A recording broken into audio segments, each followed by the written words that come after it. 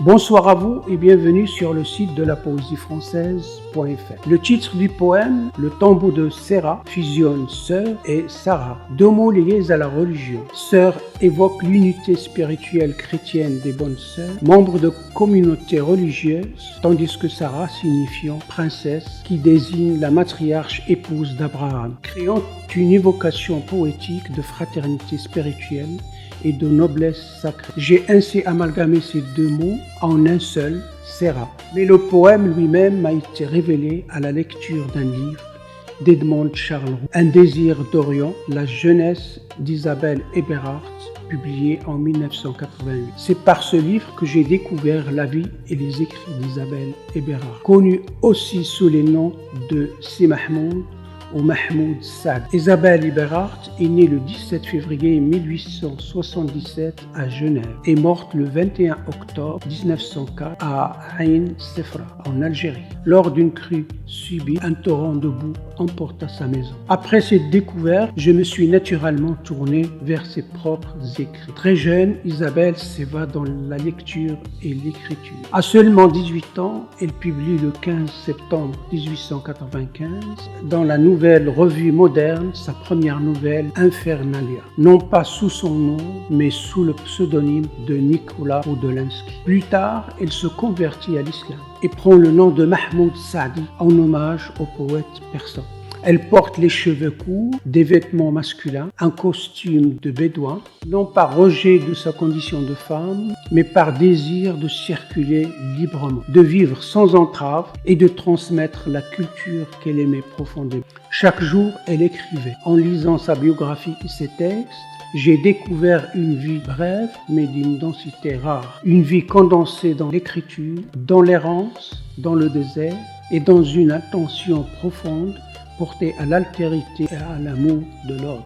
Isabelle Eberhardt n'a pas vécu longtemps, mais elle a vécu intensément.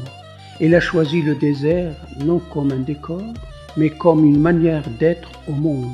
Elle a aimé les êtres simples, les vies fragiles, les chemins sans frontières. En fermant ces textes, j'ai compris que certaines existences, même très courtes, laissent une trace plus durable que de longues vies silencieuses. Le tombeau de Serra est né de cela, d'un dialogue intime avec ses écrits, d'un profond respect pour la liberté et du désir de rendre hommage à une âme qui a marché jusqu'au bout de son appel et de son rêve. Ce poème n'est ni une biographie, ni une reconstitution. C'est une parole adressée à celle qui a choisi l'errance et dont la voix aujourd'hui encore continue de nous traverser. Voici le tombeau de Serra.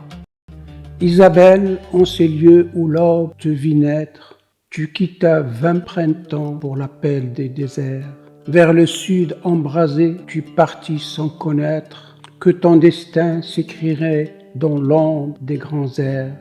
Tu marchas sur le sable où s'épanche la fièvre, consignant dans tes mots l'éclair vif d'un autre lieu. Et les vents du Sahara déposèrent en Sèvres tes récits inachevés, ton souffle audacieux. Isabelle, oh pourquoi ce voyage implacable, ton pas suivi la nuit jusqu'aux confins du ciel. Pourtant tu restes au loin en ton éclat durable, l'une des plus belles que façonne l'Éternel. Tes yeux de jeune gazelle engravés dans l'histoire, un éclat frémissant, une lente clarté. Et ton départ brutal recouvert de mémoire rallume en nos cœurs l'ombre où ton nom fut jeté.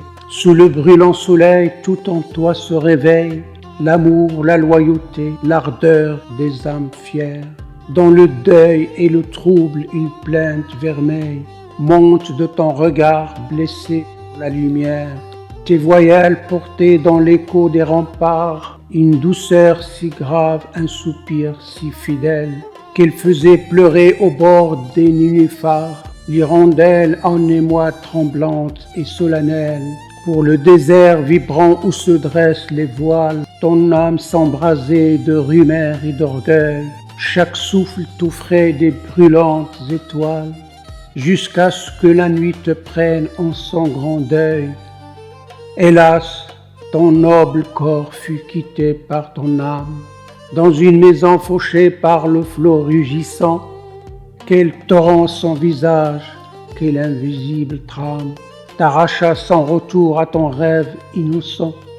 Nous restent tes écrits, la cendre de tes songes, et ce néant brûlé où rôde encore ta voix. Ô voyageuse d'or que les grands vents prolongent, ton absence à jamais nous poursuit pas à pas. Isabelle, entre l'Orient et l'Occident, tu marchais seule, fidèle à l'appel du sable. Tu cherchas dans l'errance un royaume absent pour les cœurs sans demeure et les âmes instables. La nuit t'a prise au seuil d'un songe inachevé, mais le désert retient ton pas et ta parole. Tes écrits sont des braises que le vent a sauvées, et ton nom dans nos cœurs veille encore et console.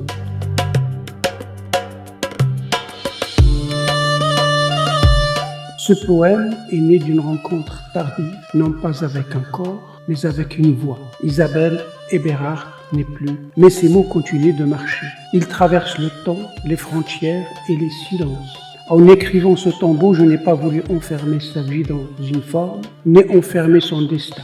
J'ai voulu laisser ouvert le chemin qu'il a emprunté, car certaines destinées ne demandent pas à être expliquées, mais à être recueillies. Elles ne se résument pas, elles plongent. Si ce poème vous a donné envie de lire Isabelle Eberhardt, de marcher un peu librement ou de regarder l'autre avec attention, alors il a accompli sa part. Merci d'avoir partagé ce moment. Prenez soin de vous, dans la paix et dans les poèmes.